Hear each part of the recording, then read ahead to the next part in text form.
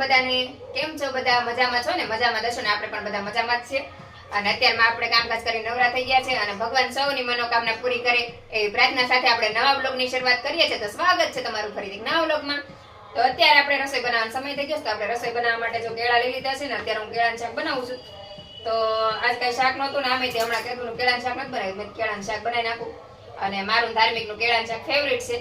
તો મેં કીધું ફટાફટ આપણે કેળાનું શાક બનાવી નાખીને આપણે ઓમભાઈ ટિફિનનો સમય થઈ ગયો છે તો ટિફિન પણ દઈ આવી. અને અત્યારે વરસાદનું વાતાવરણ થઈ ગયું છે, વરસાદ આવશે એવું લાગે છે. તો મેં કીધું વહેલા રસોઈ બનાવીને આપણે ઓમભાઈ ટિફિન આપી આવી. અને આ દાળ ભાત બનાવતા પણ દાળ ભાત ઓમ ટિફિનમાં ના પાડે એટલે દાળ ભાત ન બનાવું, દાળ ભાત આપણે રવિવારે જ બનાવીએ. તો હવે ફટાફટ આપણે રસોઈ બનાવી નાખીએ. અને કેળાનું શાક કેવી રીતે બનાવાય હું તમને આજ વિડીયોમાં બતાવીશ. આમ તો હું યુટ્યુબમાં મેં ઘણા વિડીયો મૂક્યા છે ને આપણે ખૂબ સારા વ્યૂઝ પણ આવે છે.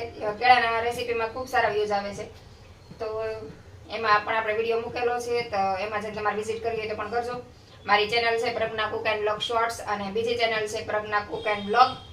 તેમાં જઈને વિઝિટ કરજો. અને કેળાનું શાક ખૂબ સરસ ભાવે અને મને ધાર્મિકને તો બહુ જ ભાવે. એટલે ઘણી વાર હું કેળા ઝાઝા લઈ આવું ને તો કેળાનું શાક જ બનાવી નાખું. અને વાર પણ ના લાગે ને ફટાફટ પણ બની જાય. અને એકદમ ઈઝી રેસીપી છે અને બધાને પણ ભાવે. આનું શાક ખાટું મીઠું થાય એટલે ખાવાની મજા આવે. તો તમે ક્યારે ન બનાવ્યું હોય તો મારી રીતથી તમે બનાવજો, તમને ખૂબ ભાવશે અને બધાને પસંદ પણ આવશે. તો કેળા આપણે બહુ કાચા નહીં બહુ પાકા નહીં એવા કેળા લેવાના છે, મીડિયમ કેળા લેવાના. બહુ પાકા લેશો ને તો કેળાનું શાક છે ને લોંદો થઈ જાય અને કાચા લેશો ને તો કેળા કચકચ થાય તો તમને શાક ખાવાની મજા ન આવે એવું થાય. તો કેળાનું શાક બનાવવા માટે જો આપણે સૌથી પહેલા છે ને તેલ મૂકવાનું છે. અને બધા શાકમાં આપણે તેલ લેતા હોય ને એથી થોડુંક આપણે આમાં વધારે તેલ લેવાનું છે, કેમ કે આપણે આમાં પાણી કે એવું કઈ નથી નાખતા એટલે તેલનો રસો આપણે કરવાનો હોય. તેલ મૂકીને આપણે પછી રાઈ, જીરું અને હિંગનો વઘાર કરી લેવાનો છે. તો આપણે આવી રીતે રાઈ ફૂટી જાય ને પછી જીરું નાખી દેવાનું, હિંગ નાખી દેવાની અને થોડીક હળદર નાખી દેવાની. અને પછી આપણે આમાં છે ને કેળા એડ કરી દેવાના છે. તો આ સાઈઝના આપણે કેળા સુધારવાના છે, બહુ મોટી સાઈઝ એની મીડિયમ સાઈઝના રાખવાના. અને હવે એમાં આપણે છે ને થોડી ગમતી ખાંડ એડ કરી દેવાની, ખાંડેલું મરચું નાખી દેવાનું અને સ્વાદ પ્રમાણે નમક નાખી દેવાનું. જો આમ. અને હવે આપણે બધું આને સરસ રીતે મિક્સ કરી લેવાનું છે. બહુ ઓલું નથી કરવાનું, ધીમે ધીમે આને મિક્સ કરવાનું. નકર છે ને કેળા છે ને લોંદો થઈ જાય એટલે હળવા હાથે તે આપણે આને ફેરવવાના છે, ઉપર નીચે કરી લેવાનું છે ખાલી. તો આપણું કેળાનું શાક બનીને તૈયાર થઈ ગયું. લો અને પછી ઉપર નાખી દેવાના લીલા ધાણા, મતલબ કે કોથમરી સુધારીને એડ કરી દેવાની. કેળાનું શાક બનાવતા ખાલી 2 જ મિનિટ થાય અને શાકનો ટેસ્ટ ખૂબ સરસ આવે છે ને ખાવાની પણ મજા આવે. તો એકવાર તમે આવી રીતથી જરૂરથી કેળાનું શાક બનાવજો ને પછી તમને મારી રેસીપી કેવી લાગી મને કોમેન્ટ કરીને જરૂરથી જણાવજો. અને વિડીયો પસંદ આવે તો લાઈક, શેર અને સબસ્ક્રાઈબ કરવાનું ભૂલતા નહીં. તો આપણું કેળાનું શાક બની ગયું છે. હવે આપણે ઉપર થોડું કમતું છે ને ધાણા જીરું નાખવાનું છે. આમાં મેં શેકલ જીરાનો પાવડર નાખ્યો છે અને કોથમરી અત્યારે આપણી પાસે નથી એટલે કોથમરી આપણે પછી સૂકી જાય તો એ પછી આપણે એડ કરી દઈશું અને સરસ રીતે મિક્સ કરી લેવાનું છે. તો આપણું કેળાનું શાક બનીને તૈયાર થઈ ગયું છે અને આપણે ગેસ બંધ કરી દેવાનો છે. અને હવે આપણે રોટલી બનાવી ફટાફટ આપણે ઓમભાઈ દઈ આવીએ ફટાફટ. દાદાનો ફૂલનો હાર, તો આને આપણે વેસ્ટ નહીં જવા દઈએ. તો આ ફૂલના હારનું શું કરવું એ મેં વિચારી લીધું છે. મારા હાથમાં ફૂલનો હાર આપણે જે ગણપતિ દાદાને ચડાવતા હોય આપણે ફૂલનો હાર કાઢી નાખ્યો હોય, બીજો નવો હાર ચડાવીએ એટલે હાર વેસ્ટ થઈ જાય છે. ફૂલના હારની બધી પાંખડી કરી લીધી છે. આ બધી પાંખડી કરી નાખી છે બધી રીતે આપણે તમે જોઈ શકો છો.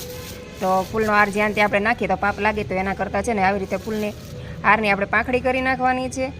અને પછી આને છે ને આપણે નીચે ફળિયામાં કોર્નર ઉપર બધે વેરી દેવાની છે. તો અત્યારે ચોમાસાની સિઝન છે તો આ ફૂલની પાંખડી છે એના ફૂલના છોડ ઉગી જશે.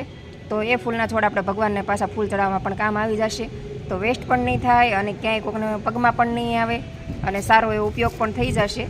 અને છોડ નહીં થાય તો એ માટીમાં ભળી જશે. આ છે આપણે ગુલાબ. તો ગુલાબની પણ આપણે પાંખડી કરી લઈશું. અને આ ગુલાબને છે ને આપણે સૂકવી દેવાના છે. ભગવાનને આપણે ગુલાબ ચડાવવાની એ ગુલાબ પણ આપણે જો નદીમાં ફેંકીએ તો નદીમાં પ્રદૂષણ થાય અને ખાલી ખોટું ઓલું થાય. તો એના કરતાં આપણે છે ને ગુલાબ જો તમારા ફૂલના હારમાં ગુલાબ હોય તો આવી રીતે ગુલાબ કાઢી લેવાના છે ને એની પાંખડી બધી જ અલગ કરી લેવાની છે. અને આ પાંખડીને આપણે સૂકવી દેવાની છે. તો આ પાંખડીને સૂકવીને પછી તમે છે ને આનું તેલમાં પણ ઉપયોગ કરી શકો છો. માથામાં નાખવાનું તેલ છે એ બનાવવામાં ઉપયોગ થાય અને સૂકવીને. અને તમારાને સૂકવીને જો એ ન કરવું હોય તો તમારે 1 ગ્લાસ પાણી ઉકાળવાનું છે ને એની અંદર આ પાંખડી નાખીને અને સરસ રીતે 10 મિનિટ ઉકાળી લેવાનું છે. ને પછી એનું તમે ગુલાબ જળ બનાવી શકો છો. ને પછી તમે ભગવાનને નવડાવવામાં ઉપયોગ કરી શકો છો અથવા તો તમે મોઢું સાફ કરવામાં પણ તમે ઉપયોગ કરી શકો છો. તો આપણે ફૂલનો આ રીતે વેસ્ટમાંથી બેસ્ટ ઉપયોગ કરી શકીએ છીએ. તો તમે આ ફૂલનો કઈ રીતે ઉપયોગ કરો છો મને કોમેન્ટ કરીને જરૂરથી જણાવજો. તો હું ફૂલનો ઉપયોગ આવી રીતે કરું છું. કચરામાં જતાં પણ અટકે છે અને પ્રદૂષણ થતાં પણ અટકે છે અને સારો એવો આપણા માટે ઉપયોગ પણ થઈ જાય છે. गणनायकाय गणदैवताय अध्यक्षाय धीमहि गुणशरीराय गुणवन्दिताय गुणेशानाय धीमहि गुणातीताय. અત્યારે શાક લેવા જવાની તૈયારી કરતી ત્યાં વરસાદ આવી ગયો. તો બહાર વરસાદ આવે છે અત્યારે તો વરસાદ શરૂ થયો. અત્યાર સુધી વરસાદ નહોતો આવતો. અત્યારે મેં કીધું શાક લઈ આવું. શાક લેવા જવા તૈયાર થઈને વરસાદ ચાલુ થઈ ગયો. તો હવે આપણે ફરી પાછું અમારે પ્રાગજી દાદા કંઈક કામ કરે છે. એ દૂધ લેવા જવું છે. મારે શાક ને દૂધ ને એવું લેવા જવું છે. પણ વરસાદ સારો આવવા માંડ્યો તો વધો વરસાદ તો વધારે આવ્યો. મેં કીધું હમણાં ઓછો થાય તો વધો અમુકનો વરસાદ. જો આજ કંઈ શાક લેવા જવા નહીં એવું લાગે છે. કઢી ખીચડી બનાવવા જશે. વરસાદ નહીં રહે તો દૂધ તો પછી નહીં લાર મગાવી લઈશું. ઘરમાં કેટલો વરસાદ વધી ગયો આમ જો. તો આજે સુરતમાં ધોધમાર વરસાદ ચાલુ થઈ ગયો છે. સવારે પણ એટલો વરસાદ આવતો હતો ને અત્યારે પણ એટલો વરસાદ આવે છે. તમે જોઈ શકો છો પાછો કેટલો વરસાદ આવે છે. તમે બતાવી દો વરસાદ કેટલો આવે છે. દેખાતું નથી. રોડ ઉપર પાણી ભરાઈ ગયું છે. એટલો વરસાદ આવે છે. જો તમને બતાતું છે રોડ ઉપર પાણી ભરાઈ ગયું.